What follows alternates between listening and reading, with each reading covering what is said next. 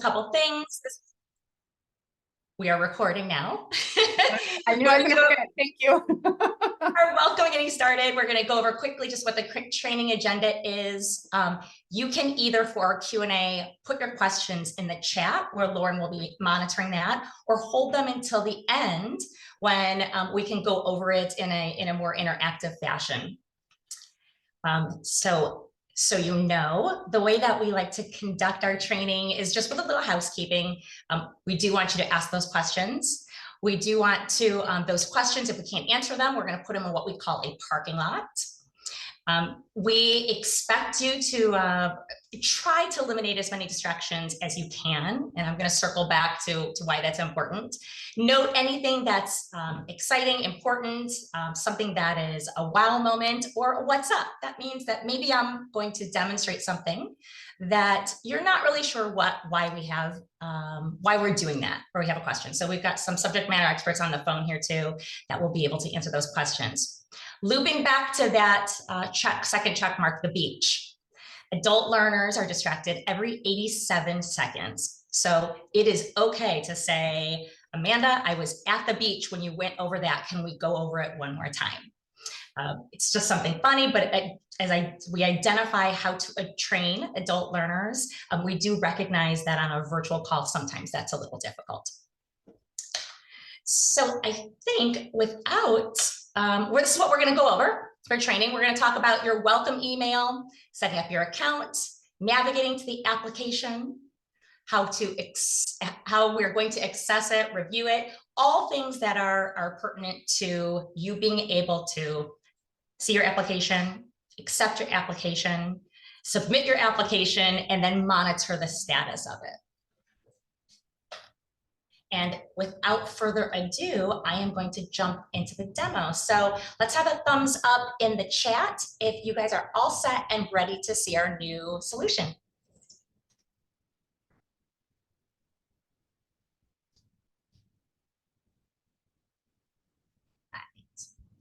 And let me now move to my other window.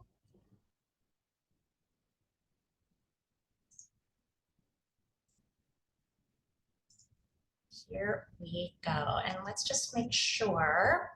Can you see, what window are you seeing right now? Because we can't really see the. We said it says user. We're seeing the setup. Yeah.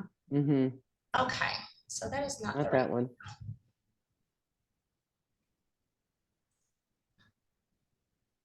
Okay. Now what can you see? Are you seeing the welcome to Advance Colorado Broadband Portal? Yes. Perfect. Okay.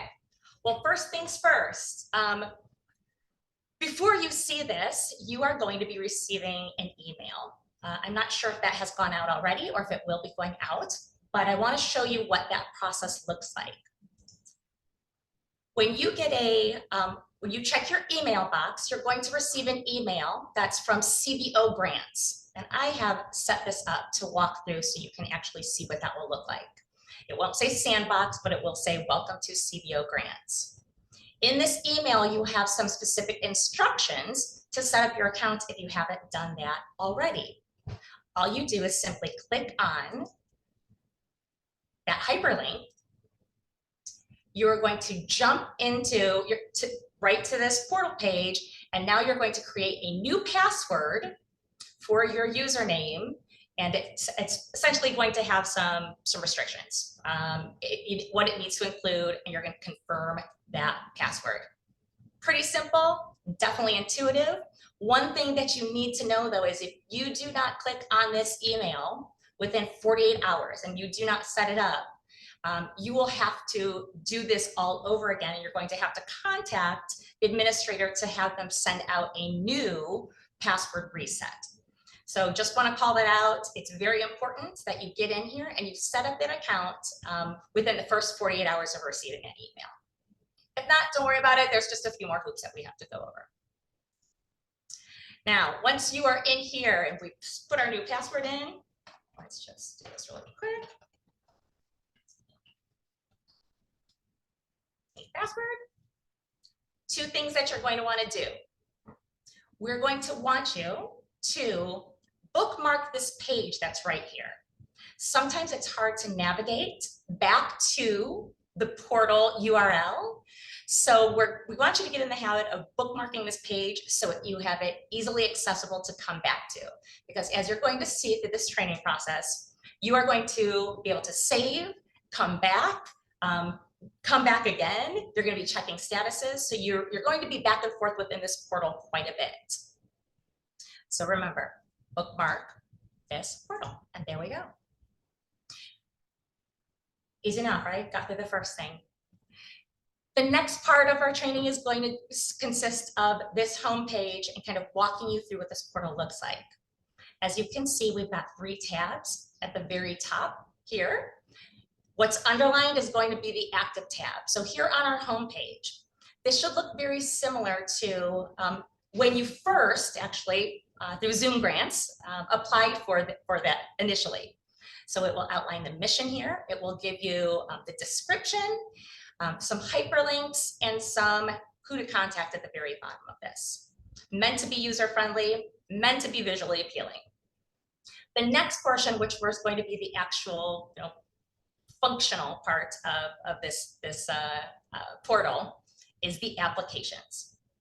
The applications tab here is where you're going to find your applications, the statuses, and information. So what I'm going to do, because this was a new user that didn't have any applications actually with them, we're going to switch over to another tab here. Oh, that didn't work either. So let me actually pause for 1 minute. I am just logged in as the wrong user. So excuse me 1 second here. Let me log back in. Best laid plans, right? Let me go really quick. And just ignore this. This is the smoke and mirrors for 1 minute. Secret sauce is what we're showing you. Okay, here we go. So now I have something staged. This is an applicant. This is a user that actually has some applications in. So now when we click on our applications, this is what we want to see. So on our applications tab, you're going to have the application name with a hyperlink, the status of your application, the title, and the application display name. This is just so you know which one to go back and forth to. Gives you a basic understanding of what status it's in right here. Submitted means it has been submitted. Approved, and we'll come back to that, but this is where you're going to see if your application has been approved. We're going to come back to the awards section a little bit later. And then of course the resources is pretty self-explanatory, frequently asked questions and more information, but let's dig in now on a specific application.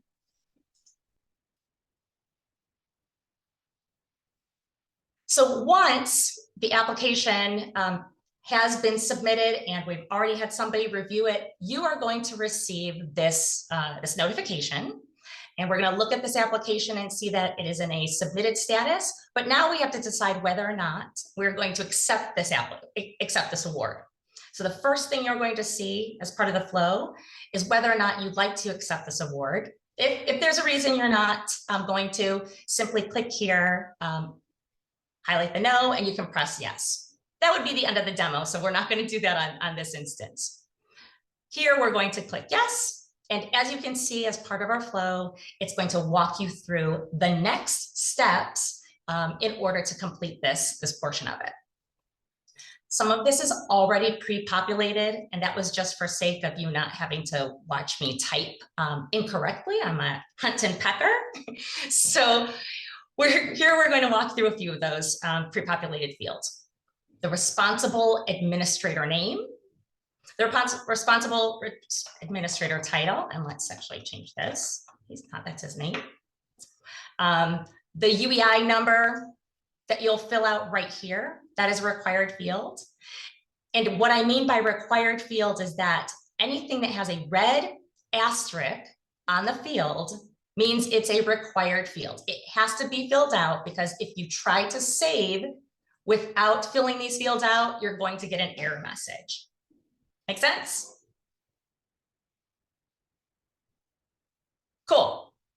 And feel free, if I ask a question, you can come off of mute too. Primary signature information. This primary signature, there's a few things that we want to call out here. The primary signature information is the person who is going to be signing the document. Sometimes there might be more than one, and we'll get into that at a later stage, but this is the person that is going to be signing the document, not necessarily the main contact. So maybe you have a CFO that has to be the signature instead of the CEO, who is actually the responsible administrator. So there's a designation there that we just want to make clear. If there's any confusion, we can certainly address that at the end. But I think this is a pretty good understanding of what this is a pretty good indication that there can be two different contacts on this. The information, as we've indicated, anything that's in a red asterisk is a required field. Couple things to note, when you start going in and filling this information out yourself, there are some field validations. You need to enter the phone number in a specific pattern. We have put the instructions in here, so it's pretty clear. You can't just put in the parentheses 888 on parentheses 588-2300. You have to put it in the area code. Don't worry if you forget this. If you don't do it in that way, it'll give you an error message, so it won't let you advance. Same thing with the state, has to be a 2-letter combination, as well as the US country. Email address, red, means it's required. And then remittance address. When you have completed this portion of it, all you do, you follow the prompts. And now we just click to next. So I'm going to pause there for 1 minute. There's any questions you have so far, I can take a quick comment, question, or if there's anything that you need to add here. I think we're right on track, but sometimes I don't follow a script. I just walk through this. So if there's something that I missed, let's talk about it now. All good to go. Great. So the next screen, at the very top, you're going to see this. Please download, submit your risk questionnaire now. So let's just demonstrate that. You're going to need to download this form by clicking on the hyperlink. When you download it, it will show up in your browser here. This is your financial management controls questionnaire. It has to be signed out, or it has to be filled out and uploaded in order to have a complete submittal. So what you do here is you will download this, and then you can close this box. We can go right back to the application. Oops, sorry, here. Oops. And in the next box, you'll see where we can upload this file. I'm going to pause for 1 minute here, because sometimes it may take you a little bit of time. Maybe you have to fill this out. Maybe you get distracted and you need to go someplace else. So if for some reason you do end up leaving or navigating out of this, your application will save where you left off. For the most part, it will save where you left off. So no worries if you get through the first portion of it, didn't get a chance to submit your risk questionnaire yet. If you save and come back, you will need to do it at this point. I'm going to upload the file here. There it was. Uploading files, whether it's this document or anything else that you may have to submit for your application. Very easy to do right here at this upload files. I've got a green check mark for status, which means it has been successful. I can click on done and then advance to the next screen. If you try to advance to the next screen without downloading the risk questionnaire, uploading the file, you will get an error message. So just be aware of that. So that's going to be a troubleshooting issue. I can't, Amanda, I cannot advance to the next screen. I'm having a problem at this stage, and this 100% will be the reason why. Just a quick browse through what this screen looks like. Again, the details of your application that was originally submitted, this information that we've now added, the primary contact and signature, the principal representative, eligible locations. This is all things that are pre-populated from the application that originally was submitted. can look at this tab. Here's all the details aside from it. It's related. This is nothing that you have to do anything with. It essentially is just documentation of something that you would, documentation of the application that you already have submitted and anything else that you have filled out. Let's go to our next button.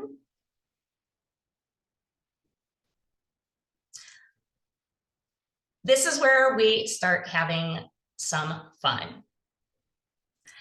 In this, we are going to begin filling out the phases. We're going to show the budget tables and how we've made this a little bit intuitive. And at this point, I think you're going to agree that this is much easier than cutting and pasting out of your Excel spreadsheets that you were probably using before. Again, this is pre-populated, but let's walk through this. We know that my budget, I've got a budget number here. We know that this is planned. The total budget is 3.982,600, 3.9 million. The phases, this is where you're going to start filling in the phases for, or the dates for your phases for the 1, 2, 3, and 4. We do know that some of these phases may overlap each other, but this is where we're going to start documenting the start and end of these. There's several ways you can do this, whether you type in 2/04/2024, or to make it easy, we've done it, you can click on the calendar and just click on the date. Once you have completed your 4 phases, again, you can save here. You don't have to, but if you need to save and come back, you just simply click on that save budget again. This is that functionality where you can come and go as you need to.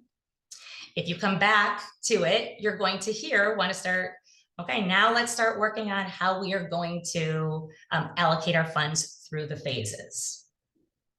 This is where we do start having some fun.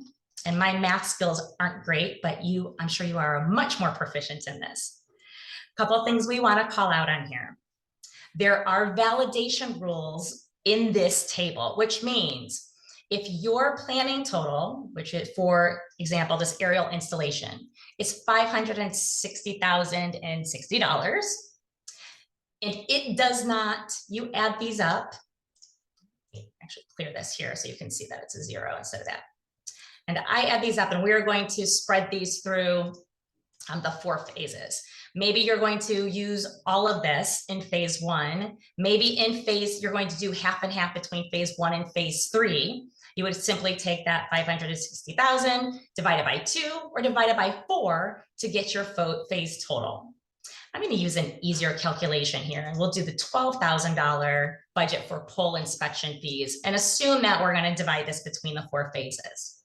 So that is 3,000 here, 3,000 here, 3,000 here, 3,000 here. As I click save, we'll now see the $12,000 that's in the planning total equals the phase total. So it's a great checks and balances to make sure that what you planned is actually what you are submitting. Make sense? Awesome. For purposes of training, we are not going to go through this entire budget table. What we do want to reemphasize though is all of these numbers have to match up to what your total was going to be at the very top. So you'll see at the very end, if these phase totals all equal each other, you should have no problem clicking on submit for approval to move to the next. But what I'm going to do here is I am just going to take this 3 million and change. Not practical. I'm just going to put it in here just for demo purposes. I'm going to save my budget. I'm going to assume that I have spread all of those funds through every item and every phase appropriately. And once I submit for approval, we are on our way. So let's check that number out. Submitted, didn't get an error message, didn't send me back. And now I receive a message saying, I have confirmed my interest and this is successful. probably will take you much longer than what we just demonstrated, but this is the walkthrough from beginning to end. I'm going to pause there for any aha moments. We actually do have a second or two before we go to the next section.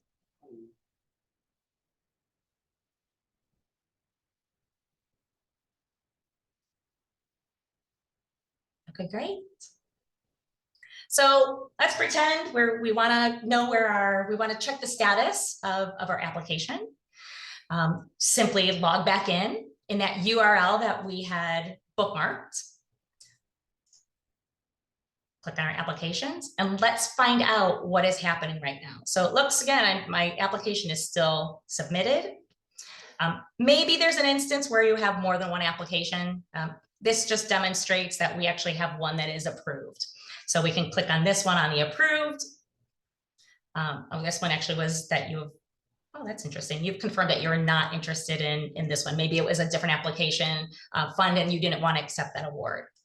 But there's a couple of different statuses. We are going to be sending you a cheat sheet, a walkthrough, a step-by-step. So you'll have a definition of all of these statuses. You will also have, you'll also understand at the process a definition of where things are and what that status actually means. So Amanda, can I ask a quick question? I'm sorry, I know I missed my window a couple minutes ago. So there was a great question in the chat that came up. Someone asked if all the information will be pre-populated into the system or if they need to go in and enter it. So that's probably a great question to answer right now. So I don't know if you guys want to elaborate on that. Absolutely. So let me show you what would be pre-populated. What's going to be pre-populated is your information. Let me go back here to, let's see if this one is brand new. Okay. This is what's going to be pre-populated in the system. The information that was initially submitted through Zoom grants, that is going to be pre-populated. From this point forward, if you want to receive the award, if you're going to accept the award from this point forward, these are all things that are going to have to be input manually by you. So I'm not sure if that answers the question, but I guess what I can do is walk through this one more time. None of this will be. These will all be blank fields. So let me take these out. And that is a great question. I did this for purposes of demoing, but yes, all of these will be blank fields. Thank you. Perfect. Yeah, I figured that was probably on a lot of people's minds. So thank you very much, Amanda. Yeah, I can just add a little bit. So for sure, anything that was turned into Zoom grants will show up in the solution here. You'll see all of your application answers. You'll see everything. And then what Amanda's showing you today are only the parts that you'll have to add. So if you want to change the person, the primary signatory to someone new, you need to add that in. Anything you have to add, spreading the budget out per phases, that part is new. But any budget that you submitted previous into Zoom grants, all the cost categories, all the line items are all going to be in Salesforce for you to see and review. Probably good too, just to double check all the data too and just run through everything that's in there. But yeah, thank you. Great question though. Okay, so while the magic is happening behind the scenes, administrators, programs, and contracts are reviewing this, and they are approving your documentation. The next thing that's going to happen, there's two things that could possibly happen. Best thing is everything is approved, and you're going to receive an email from DocuSign, which we're not going to go through. We're not going to go through that today. But you're going to receive an email through DocuSign. If you've ever signed anything through Adobe, DocuSign, any kind of a electronic signature, it's as simple as that. You will receive something that says, go ahead and sign for the information. The other path that you might take is maybe you forgot to upload a sheet, a spreadsheet, a document, something that either grants or the programs team has deemed they need more information on. And you will get an email back to you saying, we need some more information with an explanation of what you still need. So at that point, you'll go back and have to re-upload any of the documents or upload those documents that may be missing. So those are really the only two things that could possibly be happening is one, it's approved, two, they need more information. How you check some of that status is on the awards tab. So we've got our application and now we've got our awards. Once that happens, we now can see that we've got a few different statuses. This is the approval status. We can see that we are preparing agreements on these 3 applications. The status is that this is still in an approval process. So it means that somebody is still in the process of approving this application. This means that it's in a draft form. So the documents, the award is being drafted, and you should soon be getting that email notification that you are ready to sign the documentation that you need for that contract. And that is kind of our training in a nutshell. Let me just double check. I haven't seen anything. Well, once on the awards page, you'll also here be able to see what these documents look like. So once the DocuSign process is complete, you're going to have your record here in this awards tab. So we can look at the details here. We can look at the number of distinct addresses served, the awarded amount, the awardee information, any system information here. On the related tab, you'll have access to the budget that was submitted. And then if this were a signed document, the document would actually be, you'd have the documents down here as well. So anything that is pertaining to this award, you'll be able to find in that related tabs field. So that way you have one source of truth, one 360-degree view of your application, award, and contract, all in one portal. So this is meant to be easy. It's meant to be intuitive. It's supposed to be self-servicing. So most questions you should be able to readily be able to answer simply by clicking into the portal. Let's see. And I think that is it. That is as simple as it comes. Again, we will follow up, make sure that you have your step-by-step instructions. We've created a great little user manual for you with screenshots, frequently asked questions, maybe some troubleshooting tips. One thing that will be next after this will be actually walking through how you manage their grant online, probably 4 to 6 weeks from now. I'm not going to hold us to any timing, but those will be the next steps in training is what happens after this? How do we manage? How do we amend? How do we do all the things that now, once we have this awarded contract, we're going to need to access through this portal? Yeah, I just want to add a little bit to that. So that's perfect, Amanda. Thank you for that. That was the question from Margaret in the chat. So that's exactly what Amanda was saying. In a few weeks from now, when we get the second part done, the page that Amanda was just on, where she's saying you manage your contract, you manage everything from there. That really is going to be, once you get through the application process, that's where everything is going to occur, right on that page. There will be buttons there that allow you to submit status reports. There'll be a button there that allow you to create payment requests. All of those reimbursement things, everything will be related to this one contract page here. So it'll be very simple to log into this Salesforce portal, go to this contract page and see everything. And you'll have some budget tables there. You'll know that I've now submitted an invoice for, let's say, $100,000. So that particular budget will go down, that budget line will go down. Everything will be managed here. But then again, that's in like 4 to 6 weeks from now. Thank you, Beth. There's another question that came in the chat that said, when should we expect the welcome email to set up our account? And I can help answer that. Someone can add to, but we're hoping as early as tomorrow, you'll receive your login email. So if not tomorrow, then next week.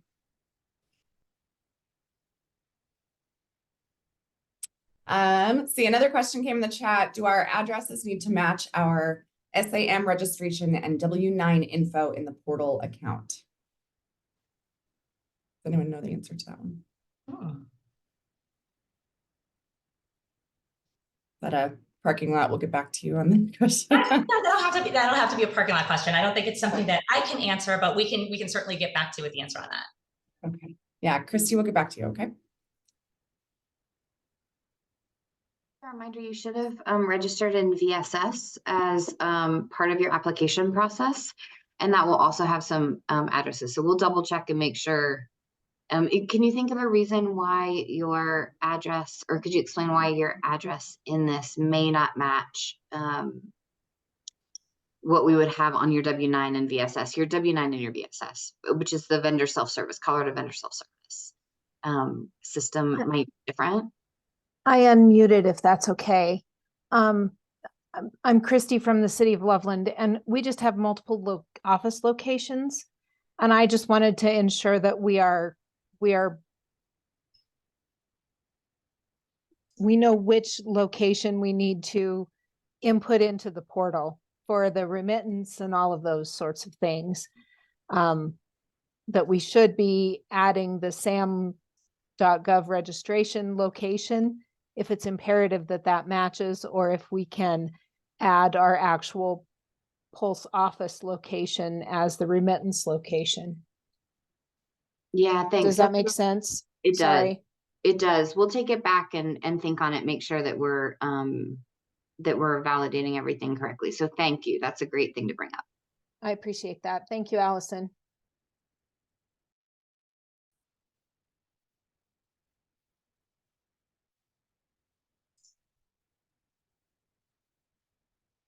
Any other questions? And yeah, you don't have to use chat. You're welcome to unmute and just ask questions too.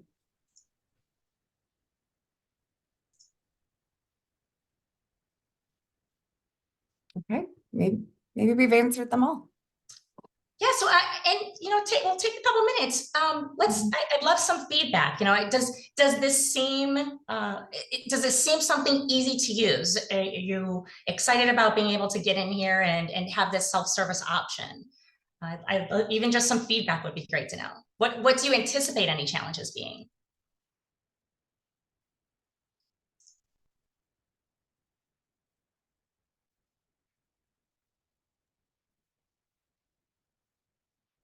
I don't know if you can see the chat, Amanda. Josh says it looks easy, but proof is in the pudding, which yes. Listen, if I can do this as a non-subject matter expert, anybody can.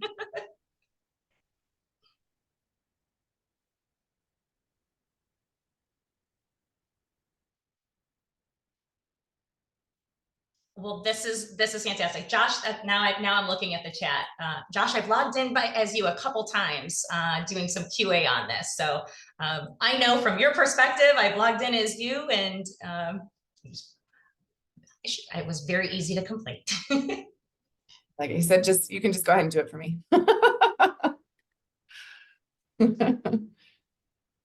Okay.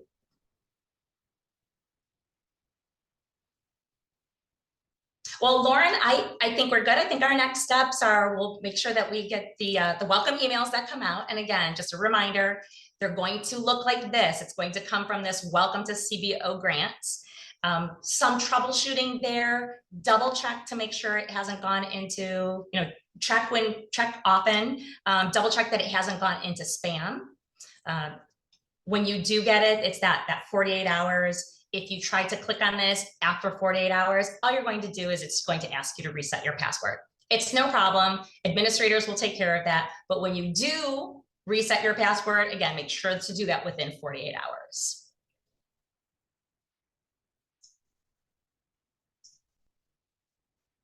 All right, great. Thank you. We'll send out the recording as well. So you can rewatch, or we'll post it so everyone can watch who wasn't able to attend today too. But thank you very much, Beth and Amanda, for hosting this training for us. We really appreciate it.